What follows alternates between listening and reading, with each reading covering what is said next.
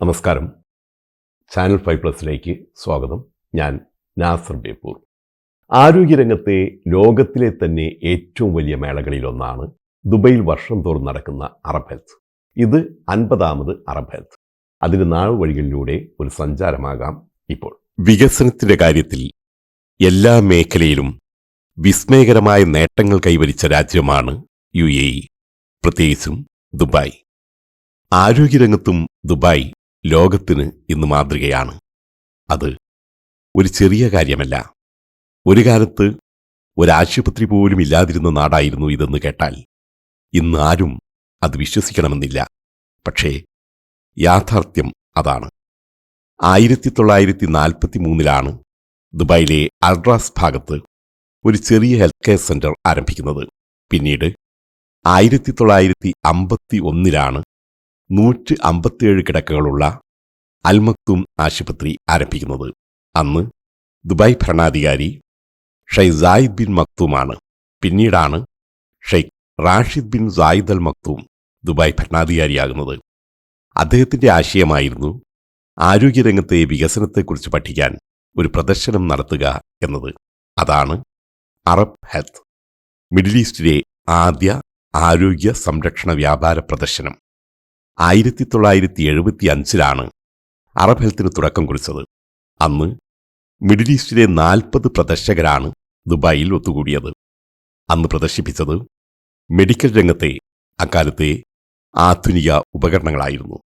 ഇത് Arab health 2025.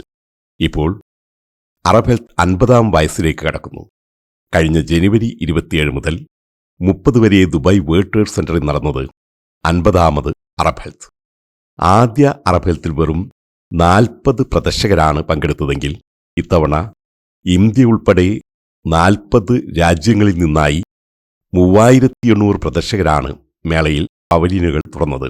ഇതിൽ ഏറ്റവും വലിയ പവലിയനുകൾ തുറന്നതിൽ മലയാളികളുടെ സാന്നിധ്യവും ശ്രദ്ധേയമായി. ആസ്റ്ററും സേഫ് കെയറുമെല്ലാം അറബ് ഹെൽത്തിൽ ഏറ്റവും വലിയ പവലിയനുകൾ തുറന്ന മലയാളികളുടെ സ്ഥാപനങ്ങളാണ്. ആസ്റ്റർ ഇപ്പോൾ പൂർണ്ണമായും മലയാളികളുടെ എന്ന് പറയാനാവില്ല. ആസ്റ്റർ GCCയുടെ നിയന്ത്രണവും ഏകോപനവും മൂപ്പൻ കുടുംബം തന്നെ തുടരുന്നുണ്ടെങ്കിലും ഇതിൻ്റെ 65% ഓഹരികളും ഇപ്പോൾ വിപണിയിൽ വിറ്റഴിഞ്ഞിട്ടുണ്ട്. എന്നാൽ പൂർണ്ണമായും ഒരു മലയാളിയുടെ ഉടമസ്ഥതയിലുള്ളതാണ് അബുദാബിയിലെ സേഫ് കെയർ. മെഡിക്കൽ എക്യുപ്മെന്റ് നിർമ്മാണ വിതരണ രംഗത്തെ ലോകത്തിലെ തന്നെ പ്രമുഖ സ്ഥാപനങ്ങളിൽ ഒന്ന്. അതിൻ്റെ ഒരു വലിയ പവലിയനാണ് അറബ് ഹെൽത്തിൻ്റെ ഹാൾ നമ്പർ 4 ഞങ്ങൾ കണ്ടത്. ഏതൊരു മലയാളിക്കും അഭിമാനാർഹമായ കാഴ്ച. മൂവാറ്റുപുഴക്കാരനായ ഉമർ ബിൻ അലിയാണ് ഇതിൻ്റെ സ്ഥാപകനും ചെയർമാനും. അറബ് ഹെൽത്ത് ലോകത്തിലെ ഏറ്റവും വലിയ മെഡിക്കൽ എക്യുപ്മെന്റ്സ് ഫാർമസ്യൂട്ടിക്കലിൻ്റെ ഒരു എക്സിബിഷനാണ്. ലോകത്തിലുള്ള മിക്ക രാജ്യങ്ങളിൽ 180ഓളം രാജ്യങ്ങളിൽ നിന്നുള്ള കമ്പനിക്കാരും പ്രതിനിധികളും ഇതിൽ പങ്കെടുക്കുന്നുവെന്ന് മാത്രമല്ല, ഇവിടെ പുതിയ പുതിയ ഇന്നോവേഷൻസും കാര്യങ്ങളും ഡിപ്ലോയ് ചെയ്യുന്ന, അതിനെ എക്സ്പ്ലോർ ചെയ്യാൻ പറ്റുന്ന സാഹചര്യമുള്ള ഒരു എക്സിബിഷനാണിത്. നേരത്തെ ജർമ്മനിയിലായിരുന്നു മെഡിക്ക എന്ന് പറഞ്ഞ ഒരു എക്സിബിഷനായിരുന്നു ലോകത്തിലുണ്ടായിരുന്ന ഈ ഇതിലെ ഏറ്റവും വലിയ എക്സിബിഷൻ. പക്ഷേ ഇപ്പോൾ അത് മിഡിൽ ഈസ്റ്റിലേക്ക് വന്നു. ദുബായിയുടെ പവർ കൊണ്ടും ദുബായിയുടെ പ്ലാനിങ് കൊണ്ടും ഇന്നിതിപ്പോൾ ദുബായിൽ ഏറ്റവും വലിയൊരു എക്സിബിഷനായിട്ട് മാറിയിട്ടുണ്ട്. ദുബായിലെ എന്നല്ല, വേൾഡിലെ തന്നെ ഒരു വലിയ എക്സിബിഷനായിട്ട് മാറിയിട്ടുണ്ട്. പുതിയ പുതിയ ഐറ്റങ്ങൾ, അതുപോലെ നമുക്ക് പുതിയ കമ്പനികൾ അവരുടെ ഐഡിയകൾ ഇതെല്ലാം ഷെയർ ചെയ്യാനുള്ള ഒരു പ്ലാറ്റ്ഫോം നമുക്കിവിടെ കിട്ടും.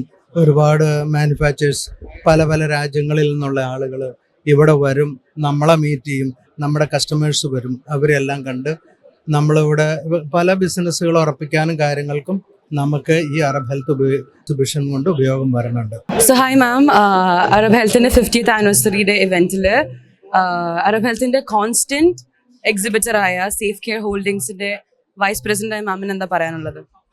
ഹലോ, അസ്സലാമു അലൈക്കും, ഗുഡ് ഈവനിങ്. അറബ് ഹെൽത്തിൽ നമ്മൾ ബിനലി മെഡിക്കൽ സപ്ലൈസ് ആയിട്ടും പിന്നെ ഇപ്പോൾ സേഫ് കെയർ ആയിട്ടും നമ്മളിപ്പോൾ പാർട്ടിസിപ്പേറ്റ് ചെയ്യാൻ തുടങ്ങിയിട്ട് ഓൾമോസ്റ്റ് ഒരു more than 10 years as of my knowledge. 10 years അല്ല, ഓൾമോസ്റ്റ് 15 years ആയി.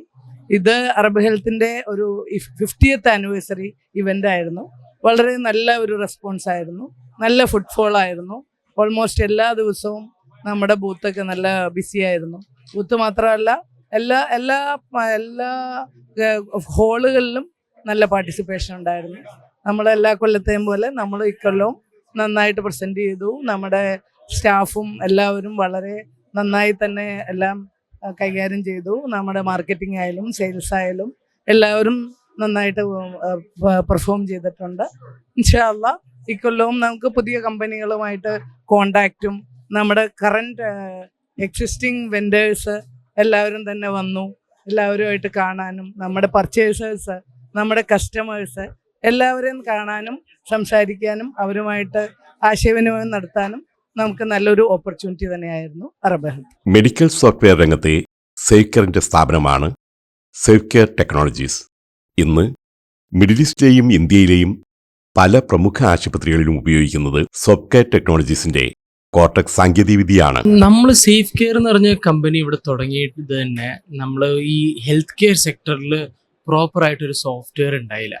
ഈ ടെക്നോളജി എന്ന് പറയുന്ന ഒരു സംഭവം ഡേ ടു ഡേ ചേഞ്ച് ചെയ്യണ ഒരു സാധനമാണ്. എന്ന് പറഞ്ഞു കഴിഞ്ഞാൽ നമ്മളെക്കാളും സ്പീഡിലാണ് ടെക്നോളജി മാറുന്നത്. ഇപ്പോൾ AI ഒക്കെ വന്നേച്ച് നമുക്കൊരു ഐഡിയ ഇല്ല. അതിനേക്കാളും മുമ്പാണ് നമ്മൾ ആലോചിക്കുന്നതിന് മുമ്പ് ആ സാധനങ്ങളൊക്കെ ഇപ്പോൾ വന്നുകൊണ്ടിരിക്കുക. അപ്പോൾ നമ്മൾ ഈ സേഫ് കെയർ ടെക്നോളജി തുടങ്ങുന്ന സമയത്ത് നമുക്ക് ഒരു പ്രോപ്പർ സോഫ്റ്റ്വെയർ ഉണ്ടായില്ല. നമുക്ക് സ്വന്തം ആശുപത്രിയൊക്കെ ഉണ്ടായിരുന്ന സമയത്ത് നമ്മൾ എന്ത് ചെയ്തേച്ചും സോഫ്റ്റ്വെയർ പലതും നോക്കി, നമുക്ക് നടന്നില്ല. അതിനകത്ത് ടെക്നോളജിക്കലി അഡ്വാൻസ്മെൻറ്റ്സ് ഉണ്ടായില്ല.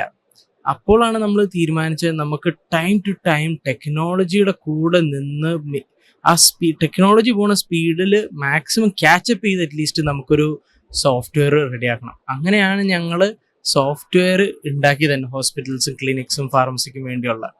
പക്ഷെ ഡേ ടു ഡേ ഞങ്ങളിപ്പോൾ ആദ്യം തുടങ്ങിയപ്പോൾ വിചാരിച്ചു ഓക്കെ സിമ്പിൾ ടാസ്ക് ആയിരിക്കും. പക്ഷേ ഈ ടെക്നോളജി നമ്മളെക്കാളും സ്പീഡിൽ പോകണ കാരണം നമുക്ക് അതിനു വേണ്ടി തന്നെ ഡെഡിക്കേറ്റഡ് ആൾക്കാരിരിക്കുക. Day by day requirements changing, day by day. ഇപ്പോൾ AI നമ്മൾ AI ഇൻറ്റഗ്രേറ്റ് ചെയ്തേക്കുവാണ് മോസ്റ്റ് ഓഫ് ആപ്ലിക്കേഷൻസിൽ. നമുക്ക് ആ ഓരോ ഏരിയ റൺ ചെയ്യാൻ ഇനി ഗോയിങ് ഫോർവേഡ് എന്താണെന്ന് വെച്ച് കഴിഞ്ഞാൽ ഡോക്ടർമാരെ കൊണ്ടും അവർക്ക് ഡോക്ടർമാരുടെ പണി എന്താണ്? പേഷ്യൻറ്റിനെ ട്രീറ്റ് ചെയ്യലാണ്. നേഴ്സിൻ്റെ പണി എന്താണ്? പേഷ്യൻറ്റിനെ ട്രീറ്റ് ചെയ്യലാണ്. അല്ലാതെ അവരിരുന്ന് ഈ എൻട്രി ചെയ്യാനോ അതിനെപ്പറ്റി ഡിസ്കസ് ചെയ്യാനോ ഒന്നുമല്ല. നമ്മുടെ സോഫ്റ്റ്വെയർ എന്ന് പറഞ്ഞൊരു സാധനം ഡോക്ടേഴ്സിനെയും നേഴ്സിനെയും ഹെൽപ്പ് ചെയ്യാൻ വേണ്ടി മാത്രമുള്ള ഒരു ടൂളാണ്. പക്ഷെ ഇപ്പം സംഭവിക്കുന്നത് എന്താണ്? ഡോക്ടറിൻ്റെയും നേഴ്സിനെയും കൂടുതൽ സമയം വേസ്റ്റ് ചെയ്തുകൊണ്ടിരിക്കുക. നമ്മളതിങ്ങനെ AI വെച്ചേച്ചും പ്രെഡിക്റ്റീവ് അനാലിസിസ് വെച്ചേച്ചും നമ്മൾ അത് ഈ time spend on computer on screen കുറയ്ക്കുക. ഡോക്ടർമാർക്ക് എളുപ്പമാക്കണു, പേഷ്യൻസിന് ഒരു പേഴ്സണലൈസ്ഡ് ഡോക്ടറാണെന്നുള്ളൊരു വിചാരം വരുവാണ്. ഇത്രയും നാളും ഡോക്ടർ സ്ക്രീനിലോട്ട് നോക്കിയിരിക്കും, ചോദ്യങ്ങൾ ചോദിക്കും, അതിന് ആൻസർ കൊടുക്കും. ആ ഒരു മെൻറ്റാലിറ്റി മാറ്റിയെടുക്കാനാണ് നമ്മൾ സോഫ്റ്റ്വെയറിൽ മാക്സിമം അഡ്വാൻസ്മെൻറ്റ്സ് ടെക്നോളജി ഇൻറ്റിഗ്രേറ്റ് ചെയ്തേച്ചും എത്ര എളുപ്പമാക്കാൻ പറ്റുമോ അത്ര എളുപ്പമായിക്കൊണ്ടാണ് നമ്മൾ ഡേ ബൈ ഡേ ഈ അപ്ഗ്രേഡ് ചെയ്തുകൊണ്ടിരിക്കുന്നത്. സാധാരണ കമ്പനി മാതിരിയല്ല, ഞങ്ങളുടെ അപ്ഗ്രേഡ്സ് എവറി വീക്ക് ഓരോ വെർഷൻ അപ്ഗ്രേഡ് ചെയ്തിടും ഞങ്ങൾ. സാധാരണ ഒരു കൊല്ലത്തിലോ മാസത്തിലോ ഒരിക്കലൊക്കെയാണ് ഒരു അപ്ഗ്രേഡ് തന്നെ. പക്ഷെ ഞങ്ങളത് ഒരു സാധനം ഒരു സ്ഥലത്ത് ഒരു ഡോക്ടറിന് എൻഹാൻസ്മെൻ്റ് ആയിട്ട് തോന്നിക്കഴിഞ്ഞാൽ, അല്ലെങ്കിൽ ഒരു പുതിയ ഓൺലൈൻ ഞങ്ങളൊരു ഫീച്ചർ കണ്ടുപിടിച്ച് കഴിഞ്ഞാൽ, API ഒക്കെ വെച്ചും ഒത്തിരി സർവീസുകൾ ഓൺലൈൻ ഞങ്ങൾ ഇൻറ്റിഗ്രേറ്റ് ചെയ്തെടുക്കും സോഫ്റ്റ്വെയർ ആയിട്ട്.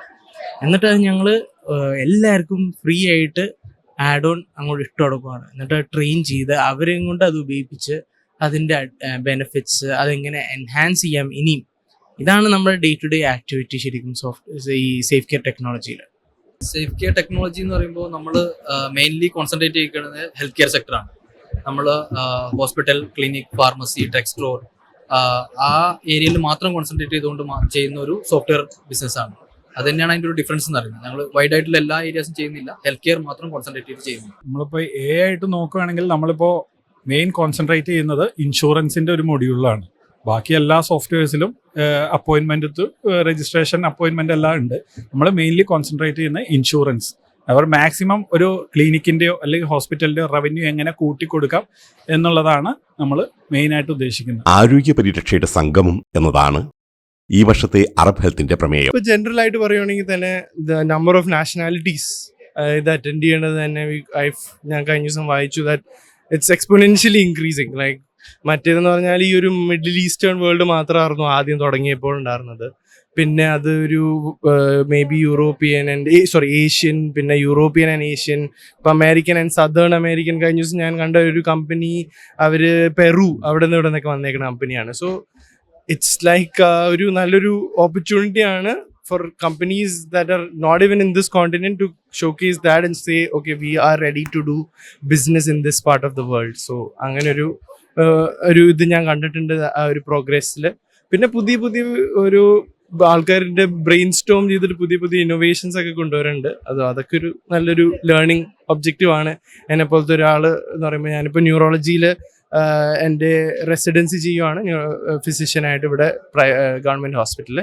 അപ്പോൾ എൻ്റെ ഒരു ഫീൽഡിൽ തന്നെയായിട്ടുള്ള നല്ലൊരു ചേഞ്ചസും പുതിയ ഇന്നോവേറ്റീവ് ആയിട്ടുള്ള ഐഡിയാസ് ഒക്കെ കാണാൻ കിട്ടുന്ന ഒരു ഓപ്പർച്യൂണിറ്റിയാണ്. ലോകത്തിന്റെ വിവിധ ഭാഗങ്ങളിൽ നിന്നായി 60,000-ഓളം ആളുകൾ പങ്കെടുത്ത അറബ് ഹെൽത്ത് ഇന്ന് ആരോഗ്യ പ്രദർശന സമ്മേളന രംഗത്തെ ലോകത്തിലെ തന്നെ ഏറ്റവും മികച്ച മേളകളിൽ ഒന്നാണ്. കൂടുതൽ കാര്യക്ഷമവും സമഗ്രവുമായ സംവിധാനങ്ങൾ നിർമ്മിക്കുന്നതിൽ നവീകരണത്തിന്റെയും സാങ്കേതികവിദ്യയുടെയും പ്രാധാന്യം നമ്മെ ഓർമ്മപ്പെടുത്തുന്ന മേള. അതുതന്നെയാണ് അറബ് ഹെൽത്ത് ഉദ്ഘാടനം ചെയ്തുകൊണ്ട് UAE ഉപരാഷ്ട്രപതിയും പ്രധാനമന്ത്രിയും ദുബായ് ഭരണാധികാരിയുമായ സൈന Sheikh Mohammed bin Rashid Al Maktoum വ്യക്തമാക്കിയതും. ഇന്നിനു വേണ്ടി മാത്രമല്ല, നാളേക്കു വേണ്ടി കൂടി ആരോഗ്യ സംരക്ഷണത്തിന് നമ്മൾ ഊന്നൽ നൽകേണ്ടതുണ്ട്, കൂടുതൽ നിക്ഷേപിക്കേണ്ടതുമുണ്ട്. അതെ, അറബ് ഹെൽത്ത് നൽകുന്ന സന്ദേശം അതാണ്. ആരോഗ്യ പരിരക്ഷയുടെ സംഗമം അതാണ് ഇവിടെ സാർത്ഥകമാകുന്നതും.